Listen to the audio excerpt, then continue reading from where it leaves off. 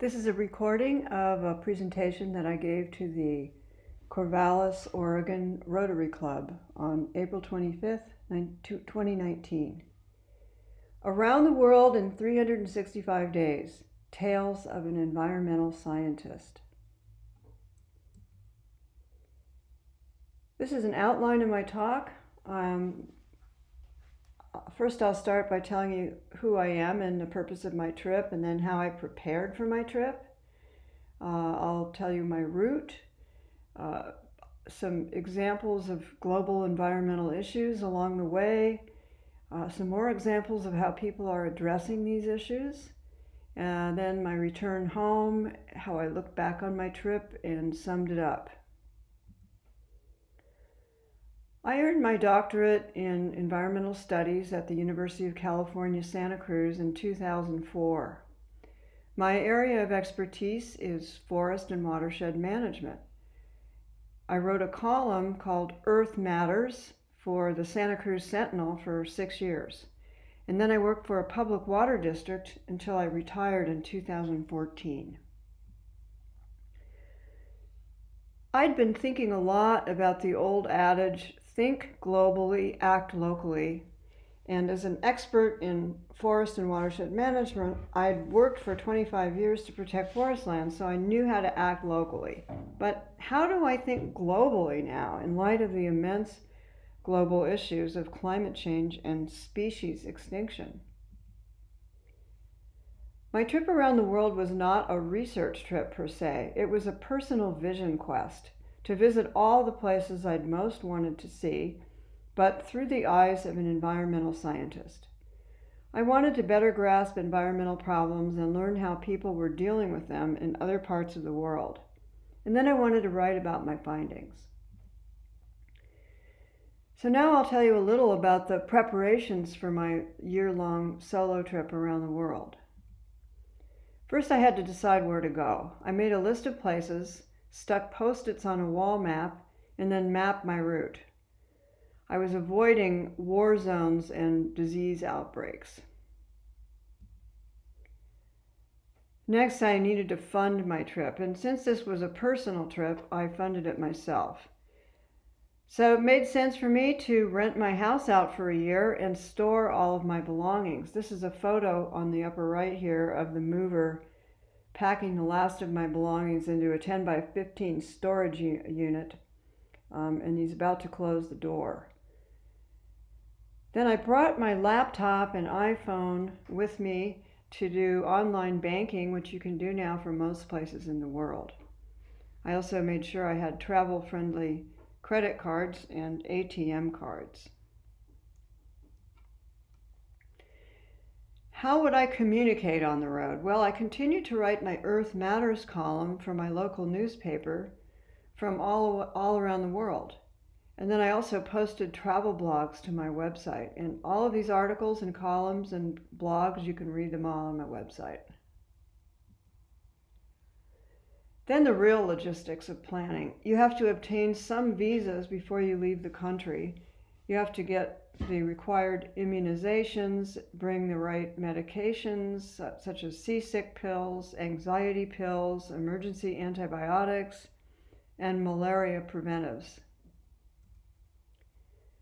With all my preparations completed, I said goodbye to my friends and colleagues and family in April of 2015.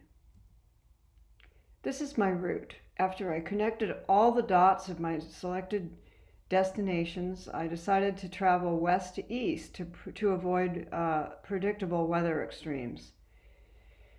So there I started in Santa Cruz, indicated by the red dot on the left, up the coast, the west coast of the United States, across Canada to New York City, across the Atlantic, through Europe, down to southern Africa, across to southern Asia, Australia, New Zealand, the South Pacific, over to Chile and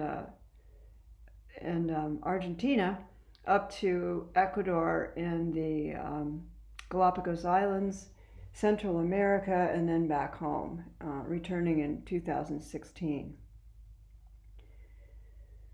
Well, global environmental issues, it's pretty staggering.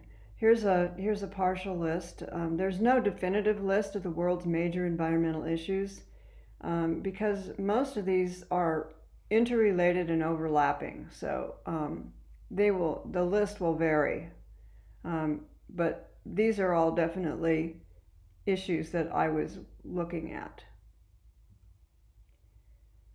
So next I'll give you some examples of the environmental problems that I directly encountered on my trip.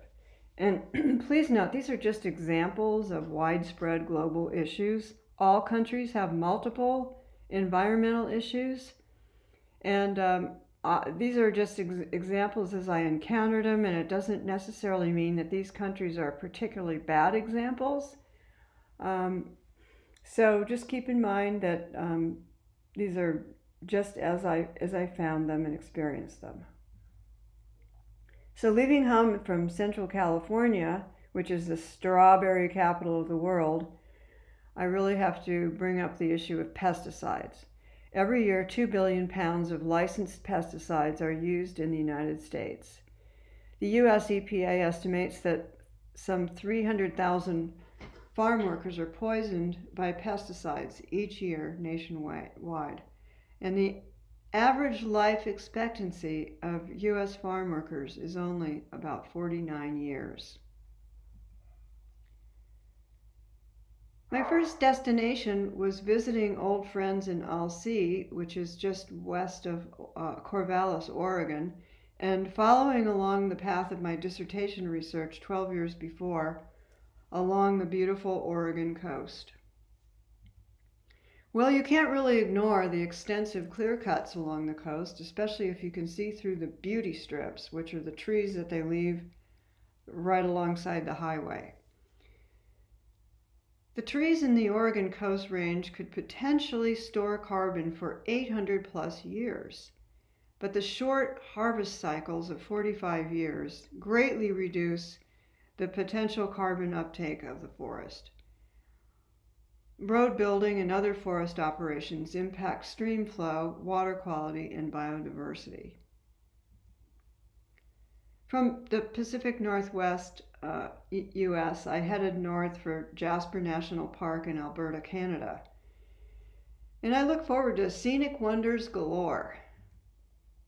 But due to a family emergency, I had to drive to Edmonton, which is north of Jasper National Park. And Edmonton is the staging area for Alberta's massive tar sands projects. Along the way were endless scenes of overharvested forests that feed the region's pulp and paper mills. And I thought as we drove through these that the whole area looked like a major fire catastrophe in the making. And sure enough, just a year later, in May of 2016, the Fort McMurray wildfire broke out, and Fort McMurray is some 275 miles north of Edmonton, and the fire consumed 1.4 million acres of forest and caused 90,000 people to evacuate.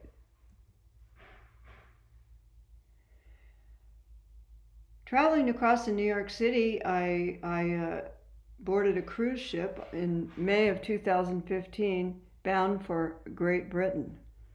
I believed at the time that cruise ships spewed less CO2 emissions than jet planes, but I found out later that on average, they create 3 times more emissions for the same distance. The ship that I was on had its own water treatment plant on board, but many do not, and they dump their sewage directly into the ocean. I traveled through Europe by Eurail Pass, the railroad pass. 2 of my many destinations in Europe were the Alhambra in Granada, Spain, and the port tasting rooms in Porto, Portugal. But as we traveled through the countryside, I saw endless plantations of non-native pines and eucalyptus, which replaced native oak forests, creating loss of biodiversity, erosion, and fire risk. After leaving Europe in September 2015, I flew to Tanzania in southern Africa to take part in a photo safari in Serengeti National Park and Kilimanjaro, both major tourist destinations. Our tour guide had previously worked as a park ranger in the Serengeti, and he told us how heavily armed poachers had murdered many rangers. The plaque you see there is a tribute to some of those rangers. Poachers use helicopters to search out and kill animals. Endangered black rhino, African elephant, and leopard are illegally hunted for their horns, ivory, and pelts, which are worth more than gold in the international black market. My next destination was Madagascar, an island nation off the coast of Mozambique. I, like most people who travel to Madagascar, wanted to see the iconic lemurs and the majestic baobab trees. I hired a car to drive across Madagascar, so I experienced what most tourists don't see. The air pollution was the worst I'd ever encountered. The air was thick with diesel fumes. And I found out that there's no air quality regulation in Madagascar at all. As we drove, I was shocked by the deforestation. Most of the native forests of ebony, teak, and rosewood have been plundered over the past 2 centuries. Now, poor farmers and villagers cut any available wood they can for cooking and heating. Onwards to India. Like most tourists, I went to India to see the Taj Mahal and hopefully some wild tigers. But one can't ignore the pollution everywhere in India. Air pollution is obvious. You can see on the photo to the right, that's the Taj Mahal from afar on a sunny day. There's terrible water pollution, especially in the Ganges, and there are plastic bags and bottles everywhere. Onwards to Thailand, where, like most tourists, I wanted to experience the nightlife and the temples of Bangkok and to view the iconic Asian elephant. Thailand is plagued with water pollution, deforestation, and the Asian elephant is nearing extinction. You can see the canals in Bangkok choked with toxic waste from industry due to failure to enforce Thai regulatory laws. Thailand has a long history of deforestation. Native teak and other hardwoods were logged for export. Loggers captured and trained wild elephants to haul and stack the logs. The logging destroyed much of the elephant's natural forest habitat. And as the forest was depleted, both loggers and elephants were put out of work. Not much forest was left for elephants to return to, so most of the elephants now reside in zoos or in private ownership, often performing for tourists. The next destination was Laos and Cambodia. Most tourists visit Cambodia to see Angkor Wat, a huge temple complex built in the 12th century. The lush Laotian countryside and friendly people are also a draw. But Cambodia and Laos have 2 major environmental problems. On your left is a map of the Mekong River Basin, which supports agriculture in China, Laos, Vietnam, and Cambodia. The river has 36 dams. Most of the largest are to the north in China. Farmers downstream plan their crops around the natural flood cycles of the river. But the dams release massive water flows at unnatural times without notice, and the floods are destroying the crops and driving the farmers out. Laos is the most bombed country on earth. According to the U.S. Air Force, during the Vietnam War, bombing missions dropped 2 million tons of ordnance all over Laos. Many bombs failed to detonate at the intended time. Most of these unexploded bombs remain in the countryside. These landmines have killed or maimed 20,000 people since 1973 when the war ended. The photo on the upper right shows a museum dedicated to the people injured. Hanging from the ceiling are some of the prosthetic devices that have been made for the people who have lost limbs due to landmines. Since the end of the war, there are many exploded bombs remaining in the countryside.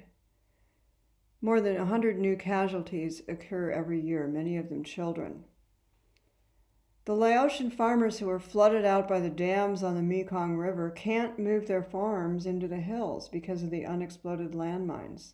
So what are they supposed to do? They're really stuck. I left Asia and headed to Australia. I wanted to visit the Sydney Harbour and the Opera House, the famous beaches, and see the Aboriginal art.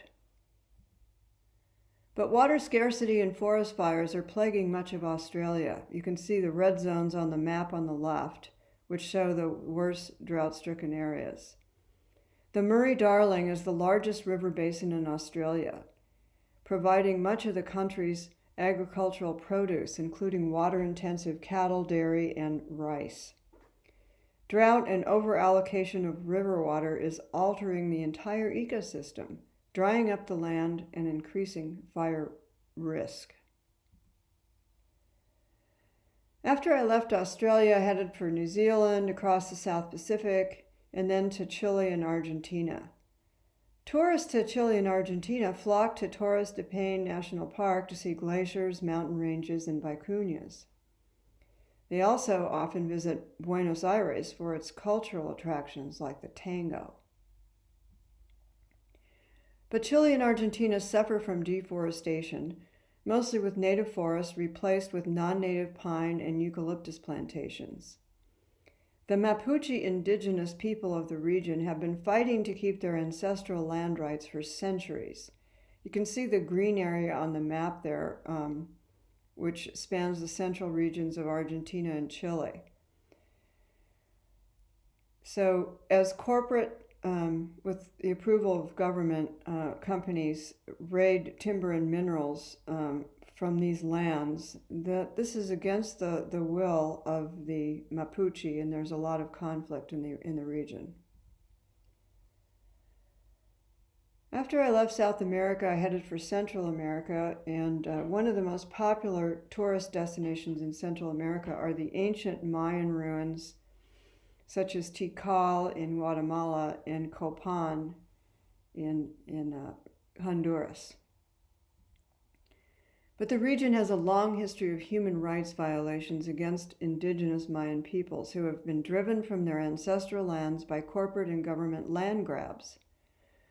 On the upper right is a photo of Berta Cáceres, a Honduran environmental activist who was murdered in 2016, just weeks before I arrived. She opposed a dam being built by a multinational company on indigenous land. Many displaced indigenous people have fled the countryside to the cities. On your left here is a photograph of Zone 3, the infamous site of the Guatemala City garbage dump, which is the largest landfill in Central America. 30,000 squatters live around the 40-acre dump, and some 7,000 of them depend solely on what they can scavenge from the dump to make a living. Constantly, these people are subjected to toxic chemicals, disease, and filth. Well, now for some good news. A few examples of the thousands of projects that people are working on to protect the land that they love all over the world. In Tanzania, there's a good example of government nonprofit partnership. In 1997, 2 black rhinos were airlifted from South Africa to the Serengeti National Park to replenish the breeding population that had been decimated by poachers. Small efforts such as this one are heroic, but the problem of poaching is an international complex problem. Corruption of African officials is part of it.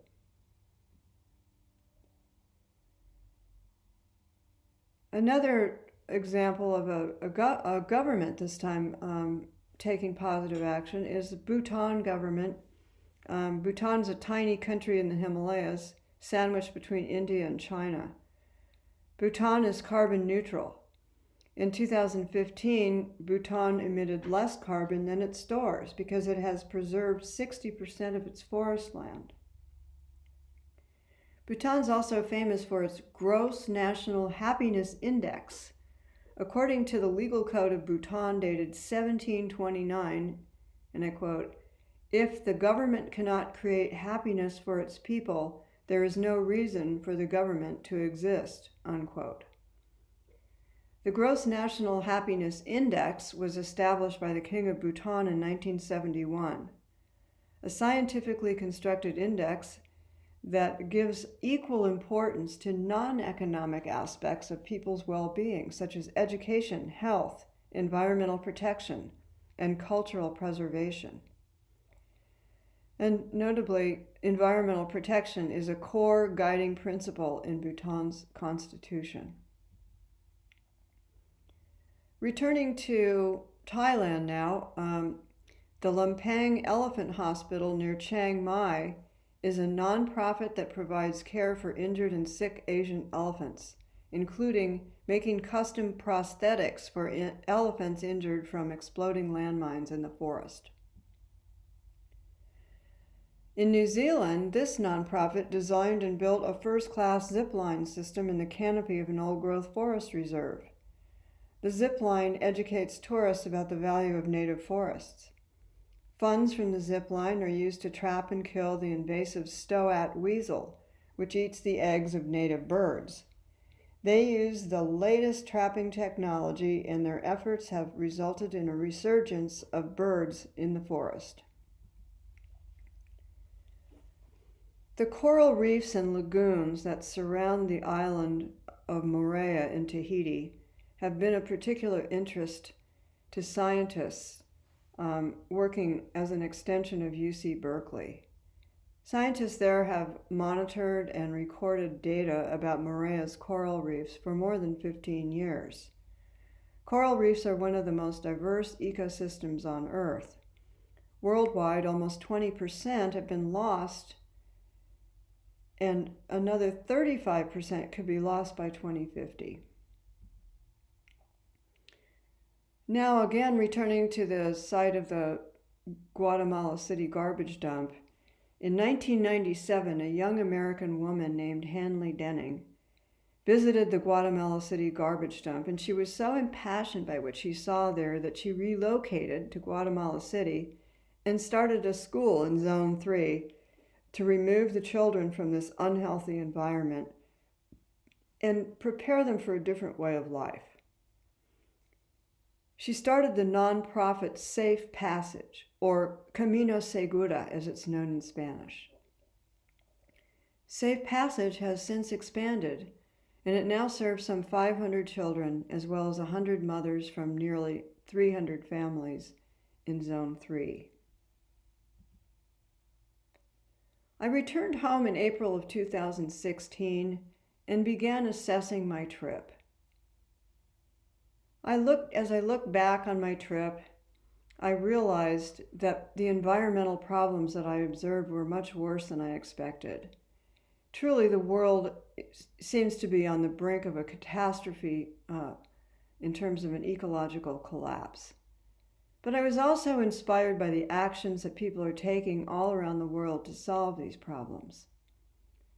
But still, the overarching concerns of government corruption, denial, and short-term thinking continue worldwide as the root of these problems. So individuals can't fix the problems alone. To help me understand the issues from a global perspective, I attended the annual conference of the International Union for the Conservation of Nature in Honolulu in the summer of 2016. There, eminent biologist E.O. Wilson has called for protecting half the Earth's surface, including land and sea, in order to prevent global ecosystem collapse. Takeaways from the conference in Waikiki, and please note the photo above, seeing how close Waikiki is to the coastline there. I saw hundreds of exhibits presenting conservation actions from all over the world, from tiny villages to large-scale international efforts. But these aren't enough. Collaborative global action is urgently needed to both conserve the land and prevent collapse of the world's ecosystems, and to eliminate fossil fuels to slow global warming and sea level rise. Now, this concludes my presentation. Thank you.